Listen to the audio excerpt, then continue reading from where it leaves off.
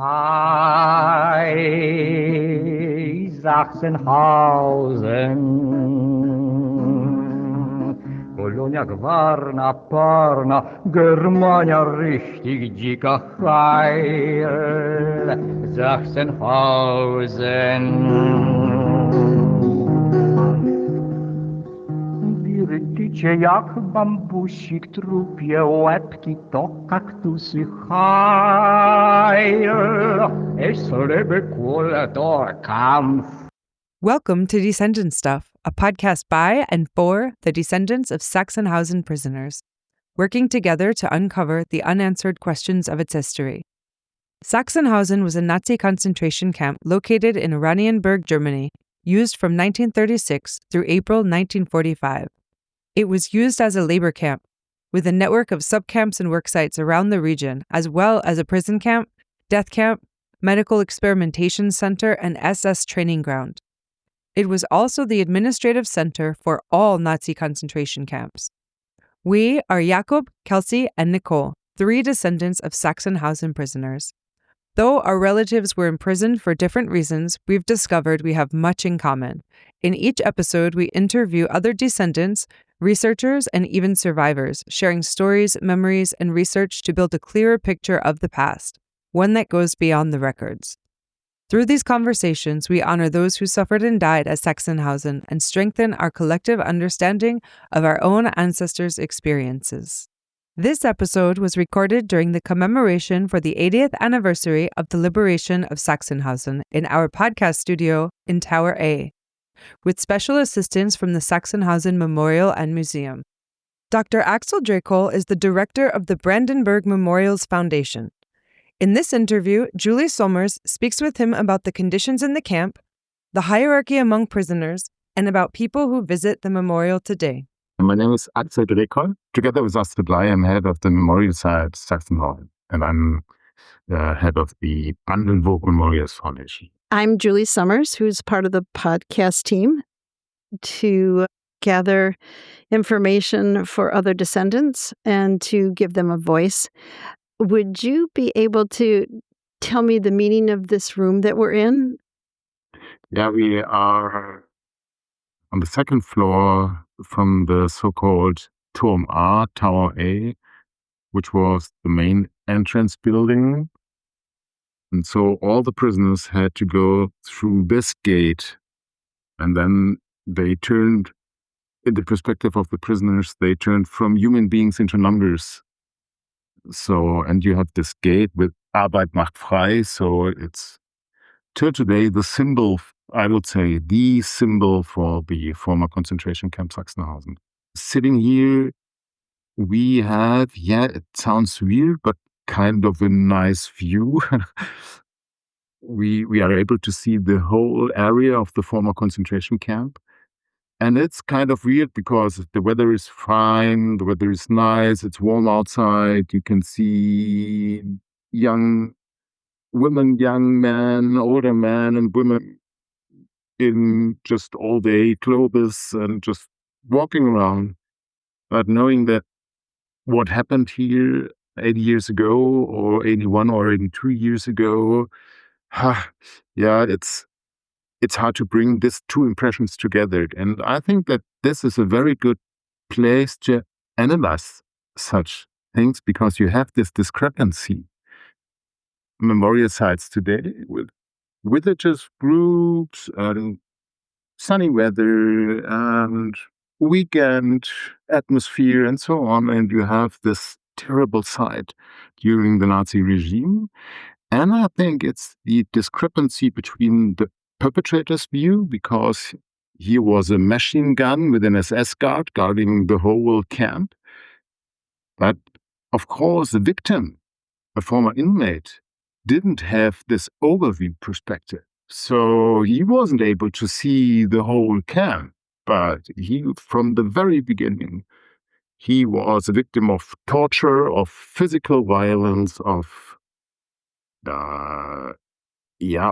physical and, of course, psychological violence nearly every minute. So we have this overview from the perpetrator side, And we have to imagine that for victims, in that moment when they had to go through this gate, the Tower A, the whole life turned around, let's say, because they just had to think how to survive this violence, how to survive the persecution on different levels. And I think those things is good. It is, let's say, more easy to explain those aspects from this point of view. What do you think about us doing our recordings here in right where the machine gun sat? Yeah, it's kind of strange because on one hand, of course, it's my day-to-day business. So normally when I come here, let's say with politicians or with important guests, let's say, I try to convince them that we need more money, and I try to convince them that our work is important and that they have to support us and so on. So it's just, I'm going here, I know what I'm gonna say because it's not always the same, but hopefully I know what to say to convince them. But on the other hand, now, so during the Liberation Day, I have the opportunity to talk to survivors. I have the opportunity to talk about their lives, to talk about what they had to suffer, even what does it mean until today for their children, for their grandchildren. It's part of their family tradition. It's part of their family life until today. In those moments, I'm sitting here and I think, wow, oh my gosh, it's nearly unbelievable to sit here and to try to imagine what was going on here, let's say in 1936 or 1937, or even worse, 1939, when Hitler started the Second World War. Because we had to imagine that thousands and thousands of inmates were arrested here. They had to stand on the roll call area 2 days. They had nothing to eat. They had no medical care. A lot of them died. The SS guards were screaming all the time, and it's so hard to imagine what really happened here. So it's strange. What my ancestor started out here in one of the first barracks. He was arrested in 1938 in the June collection of people that just quick collect people. Anybody who has any kind of record, put him here. So he was in one of the barracks in the fan out in the central portion. And then when the Polish prisoners came and the small camp was set up, he was moved to there and labeled a Jew. And I don't think once he was there, he ever probably came out until he died. Is that probably a correct assumption? Yeah, of course, we have to imagine and we have to emphasize that even between concentration camp inmates, there was a hierarchy, a very, very strong hierarchy. And Jewish prisoners were at the very end, let's say, of this hierarchy. I would say, of course, it's different from biography to biography, but being a Jew and arrested and deported to a concentration camp like Sachsenhausen, there was nearly a possibility to survive. Of course, there are survivors, but the violence from the SS guards and other prisons was so brutal. And we know a lot of Polish prisoners, especially Jewish prisoners from Poland, who at the very moment when they arrived here at the camp, they were beaten up to death in the, let's say, in the first couple of hours. We have to imagine that there was not always solidarity between the inmates, but there was anti-Semitism even between the inmates, of course. What was going on in the camp was, let's say, in a way mirroring to what happened outside. So, of course, there was racism and anti-Semitism and so on, even in the concentration camps.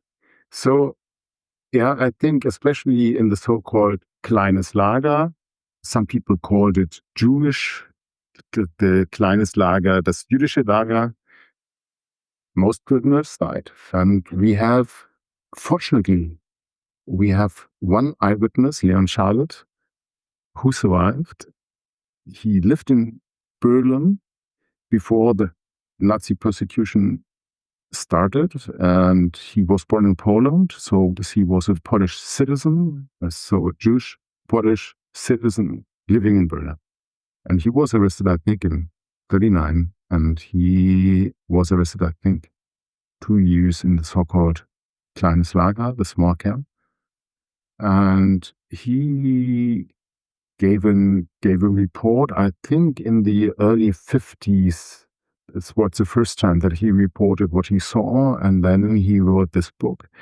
And this is really unbelievable. It's because he said, okay, we arrived at the Oranienburg station where a lot of prisoners arrived, and then they had to go, let's say, it's about 2 miles to the concentration camp Sachsenhausen. And he said that when they had to go the road to the concentration camp, there were a lot of people from Brandenburg, and they were shouting Jews and Juden verrecke, and they were throwing stones and so on.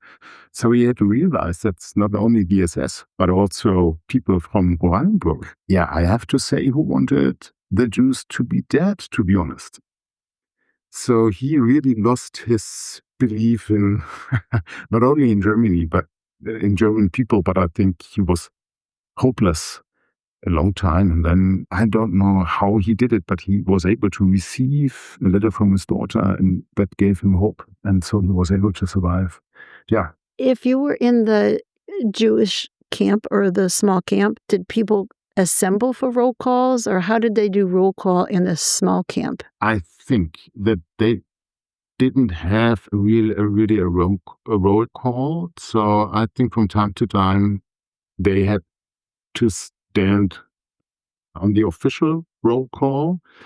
But I think maybe there was not a necessity for roll calls, because, as Leon Charlotte points out, there was always violence, because from time to time the drunken SS guards came by and just beat the inmates because they just wanted to.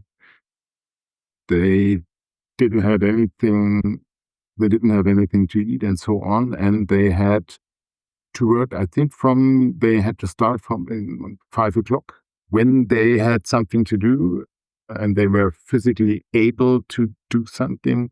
And I think they came back to the camp in the late evening. It sounds cynical, but it is what it is. They died very quickly. Every day they came new prisoners. The pictures, the stage pictures that everybody's all lined up in squad formation, and they all had very nice those calm and controlled pictures, not only was it not typical, but you're saying that they didn't have that degree of a roll call every day. We have to be very careful with those pictures, because this is the view of the perpetrators. They want the world to think that they have normal food, that they are in a good health condition, that they have warm hats and gloves and leather shoes. Of course, they have to work, they have to learn something, let's say, as prisoners, but they are in a good condition. And so this is Nazi propaganda, those typical images from concentration camp. And unfortunately, of course, prisoners had no possibility to take pictures. So normally we only have those propaganda photos. Now in Sachsenhausen, so there was a time when the SS gave out this typical inmate clothes, but I think nearly since the war broke out, prisoners just had the things, the clothes they brought with them, and they got nothing new. So they had to wear all day, all weeks, all months the same clothes. They had no possibility to wash the clothes. They had no possibility to wash themselves. They were really rounded up in the barracks from time to time, 3 persons in one bed. And imagine if you are ill, you have no possibility to wash, you have no health care, you have nothing to eat, terrible conditions. And of course, we don't have images. We have the narratives from the survivors. We have their stories and their biographies to tell what happened here, but of course, no pictures. So be careful with those propaganda photos. So many didn't have any uniform. I mean, they didn't wear the striped pajamas, as they call them. They just had their own clothes, whatever they were arrested in. Yeah, that's absolutely true. Well, So normally they didn't have this prisoner's clothes. They just had, let's say, one trouser, one t-shirt, and maybe one pullover. Normally they had just, if they got shoes, they got this wooden boots. So after, let's say, 2 or 3 hours forced labor, you had open wounds. The slave work was so hard, and so many Jewish prisoners were in a bad condition, in a bad health condition, even before they were deported to the concentration camp. So you may imagine how hard it was to survive, because you arrived in bad health condition, you got no clothes, you got no food, but you had to suffer enormous physical violence. I think that is the explanation why it was, let's say, nearly impossible for Jewish prisoners to survive. what's amazing to me is my ancestor, who was 61, lived for a year and 7 months. And our question is, how did he live for a year and 7 months? Because, like you said, but he was in the general population, and to be in the general population and then move to the Jewish camp, I mean, we're guessing it was when all the documentation said he was in Barrack 40, but in 38, there was no Barrack 40. So at one point he was moved there.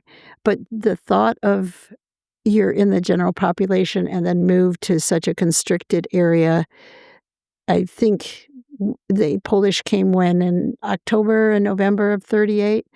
They think that's when he moved. And so, only about 4 months in the small camp. We have to emphasize that some prisoners were more lucky than others, because let's say they had the chance to get some food, because maybe they knew some other inmates with possibilities to get some food, and they had friendships, and so they were able to, let's say, to organize some food. Of course, we have to emphasize this, and I think a lot of survivors sometimes they say, okay, we were just lucky, we know that. But of course, there are several aspects how to survive. There is also, of course, there was solidarity. There was, especially between nation groups, there was solidarity. There were a lot of prisoners from Poland in Sachsenhausen. Of course, especially after the war broke out. And so you had other inmates who spoke your language, who shared the same culture, maybe the same religious values, and so on. So you were just a group mate, and you had support by other inmates. And yeah, that is more my personal impression, but as I tried to explain by talking about Leon Charlotte, so if you read this book, you get the impression that he was really hopeless. And I think that if you have no hope in those conditions, there's really no chance to survive. But then he got this letter from his daughter, and then at least you got the impression that something went on, and he thought, okay, I have to survive because my daughter is still there. And I think that it was, especially for Jewish prisoners, such signs, okay, you have to be strong enough, or there are people outside, and I have to survive, or I have to tell my story. And therefore, I have to survive. And of course, a lot of people died anyway because they didn't get the chance to survive. But I think that was very important to have a chance, was this belief, okay, it's important that I survive. And maybe there were some family members still alive. Maybe there were friends, and you got the feeling, okay, I have to help them in a way, or it's just a strong will. I will survive by all costs. Of course, and that are individual moments or individual aspects who were responsible, whether you are able or not able to survive such horrible conditions. But of course, so many Jews were systematically killed, no matter what they were thinking or what they were trying. So we are talking about a very small number of people who were not systematically killed as Jews, and were, let's say, had these conditions to be able to survive. He was German, and his wife was Aryan. So, like you're saying, I think maybe my ancestor probably had some of those lucky factors working for him, and he was a businessman with international work. So maybe those were some of the lucky factors for him to be staying in the general population for as long as he did. And his personality seemed very strong from a 150-year-old document that we found that started us on our search for Max. Would you explain the hierarchy, like Jewish or the very lowest, and then I know the homosexuals? Where did they fall in that hierarchy, if you could just go up the hierarchy? Yeah, let's say, according to Nazi ideology, you had the most valuable race in the world was the Aryan race. So let's say, it's hard to explain because there never was such a thing like an Aryan race, but according to them, typical Nordic people, let's say, Sweden, Scandinavia, Germany, England maybe. And Hitler and his entourage, they really, and a lot of people in Germany, they really believed in this racism, that they are part of the dominant and most valuable race, and that other race are from a lower value. And so you have people from Eastern Europe, so-called Slaven, which is the same meaning originally than slaves.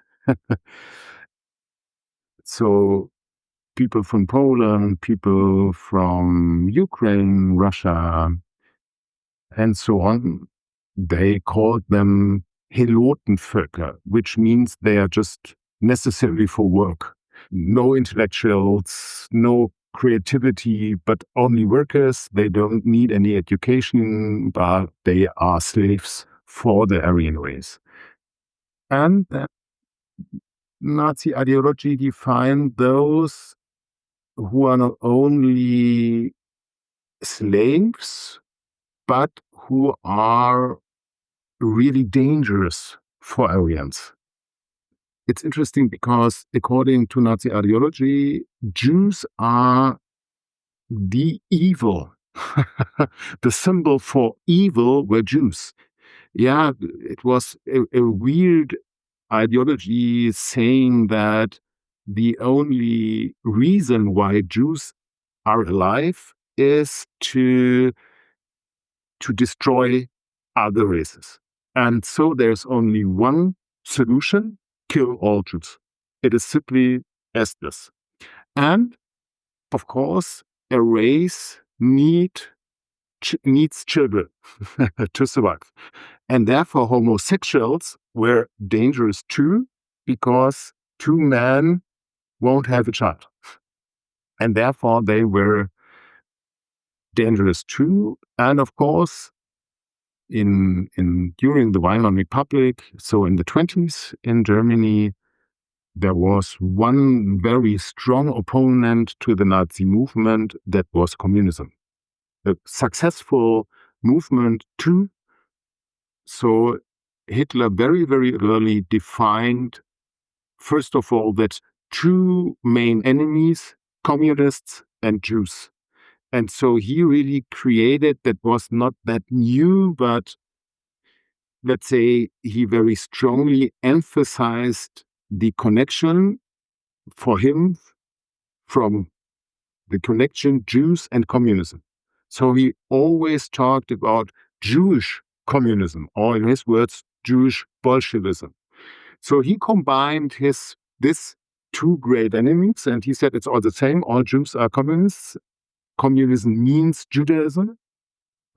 And then he added, let's say, his homophobia too.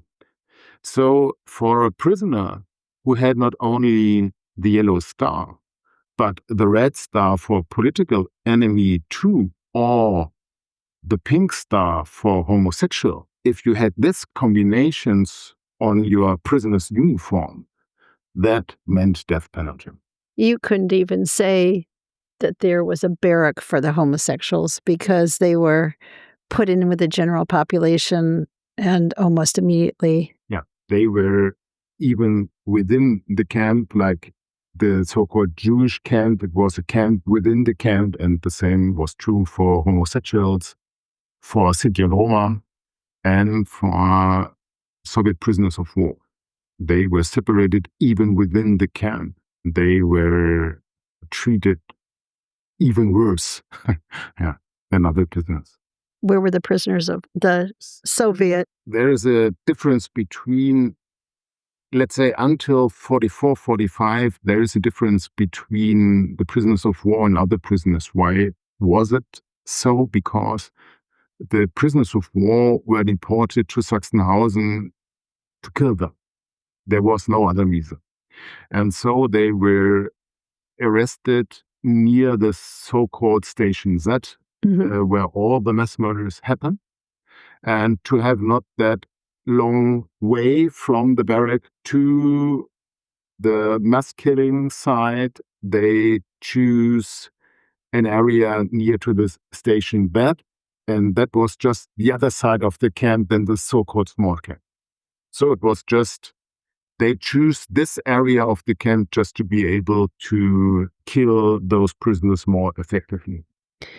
And then the Sinti and Roma, where were they located in the camp, and why were they, what made them? Yeah, so they were located near the so-called small camp, the Kleines Lager. The barracks were called the so-called isolation area. It was just next to the small camp and next to the camp prison.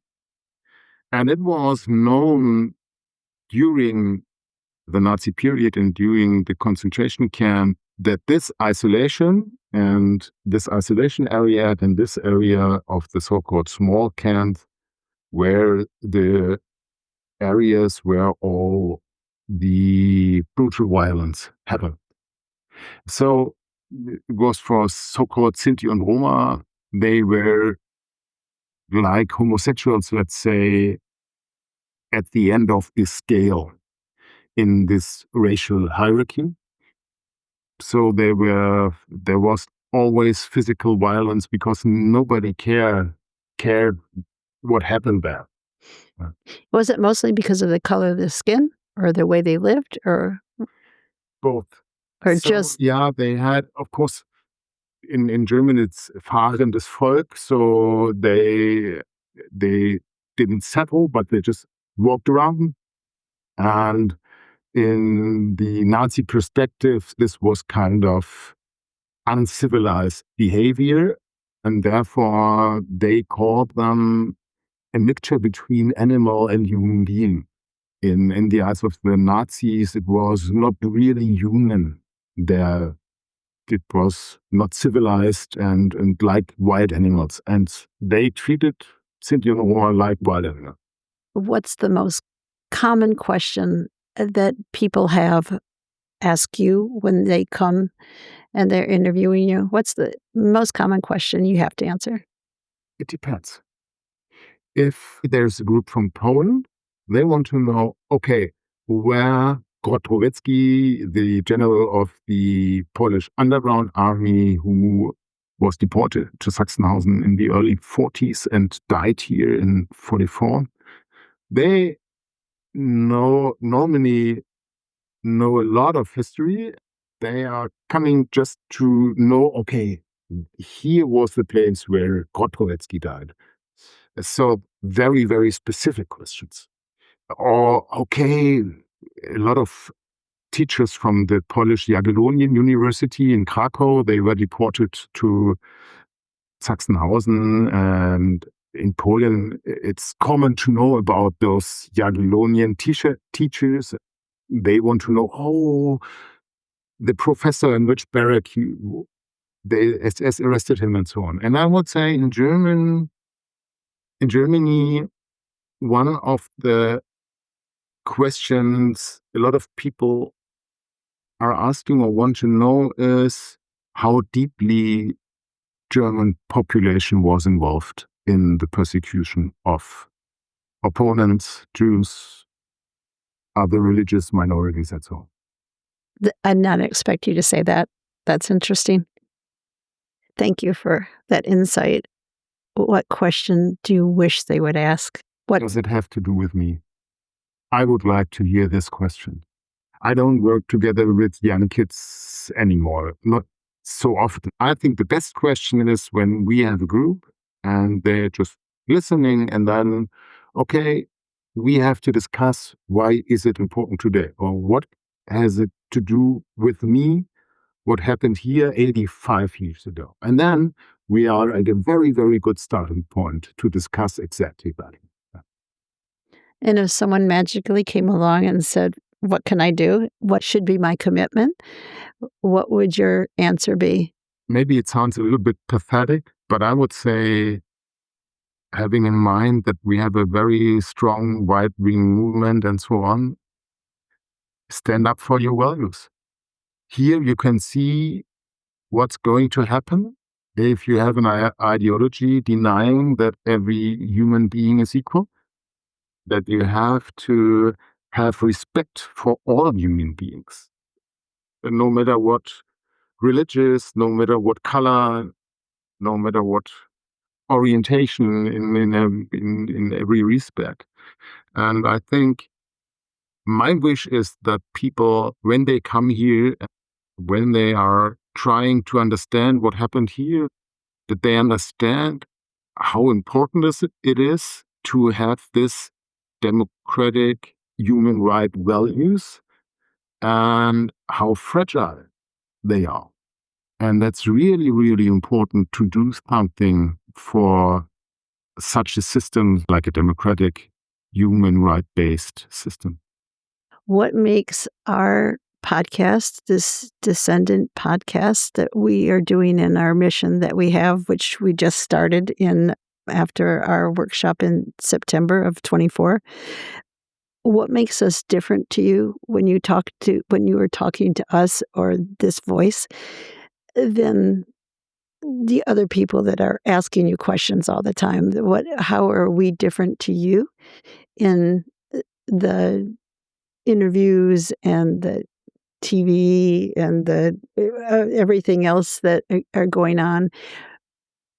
How do you see us as being different, that we were allowed to be sitting up here in this tower and sitting in this spot of power where the machine gun had total power over our ancestors, that we were allowed to be here? Like, what makes you support us in such a way, and how do you see us as different from other people?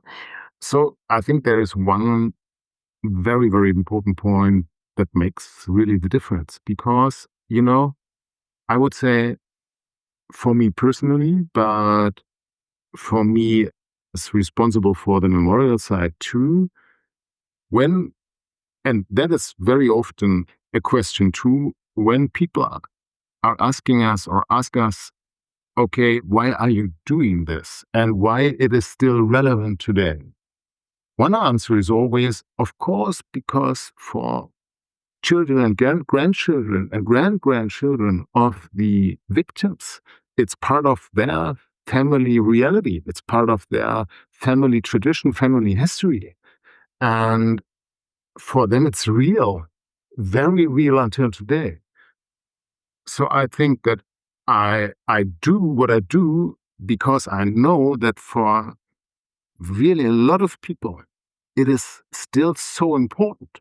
Of course, there are other aspects too, like it's very, very important for German society to deal with it critically and so on. But this is, for me personally, this is a very, very important point. And so if I'm talking to you, it is personal for me. So I really try to explain the site, and I really try to explain why I'm doing what I'm doing, and I really try to get in contact. If I have a normal interview, of course, I'm trying to be professional and so on, but that is all day work.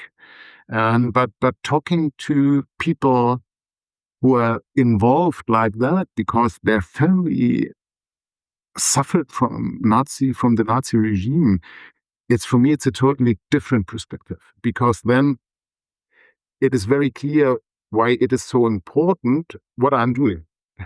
And that is a gift for me, that I'm able to wake up in the morning and I go home in the evening. I just can say it is important what I'm doing. And that is a gift. And you give such a present to us, a present like a gift to us. Thank you very much. My family was so erased. We had no history. And to be unlocking little bits of pieces are,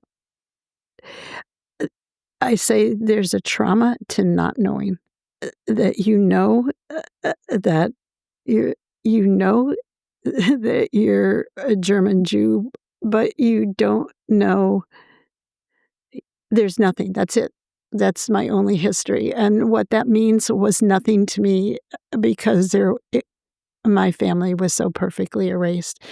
And what you have done by providing us a workshop and a means to connect with other people and to collect voices here, you don't recognize sometimes that a little bit of information that's being passed down is traumatic, but knowing nothing is just traumatic, because there is no grounding, there's no foundation, and there's an emptiness in you that once you find it, even though it's a very difficult story to hear, maybe that sounds kind of strange, the more you know, the more you have history as opposed to nothing. And something, even if it's this difficult, is better than nothing at all. Of course. Yeah, we have to keep in mind that it's terrible, but the Nazi regime was in many cases successful. Not only destroy lives, but by destroying memory. It is true. We know only a few names of those who were persecuted and murdered here. It is terrible, but that's the truth. And I think it's very, very, very important to keep that in mind. And we have to work and to work and to work. And we have to work in 30 and 40 and 50 years just to be able to know the names and to give the names back to those who were killed.